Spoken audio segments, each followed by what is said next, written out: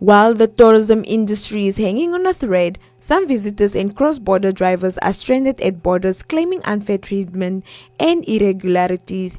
Today on One spoke to Hilmer Bekers, a cross-border operator, who described the situation at the Aramsvlei border post. We arrived on Friday evening at Aramsvlei border. I asked these people 100 questions about we as cross-border drivers that transporting people. Are you all going to quarantine us if we came back? What is the rules here? What are the protocols that you are going to follow? They say no.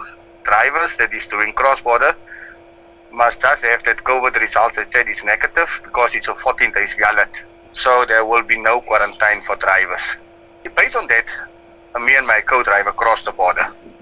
They say, unfortunately, your passengers plus you as the drivers. No, first they say only the passengers must be quarantined. Okay, then they start with the paperwork, and suddenly they came out and said that the drivers must also be quarantined because our cross borders is not essential. She decided that we are not going to move anywhere.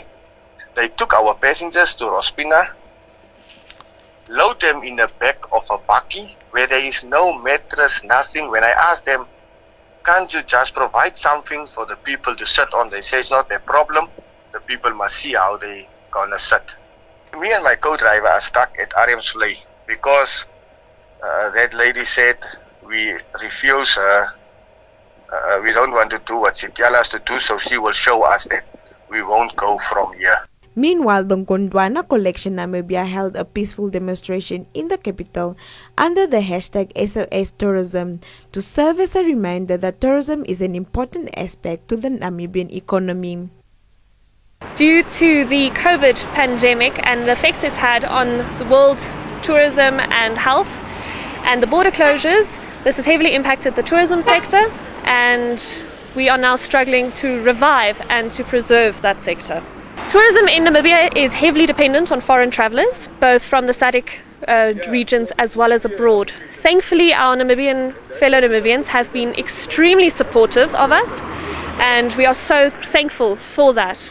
But it unfortunately does not subsidize our financial needs to support our projects, our employees, and our joint ventures.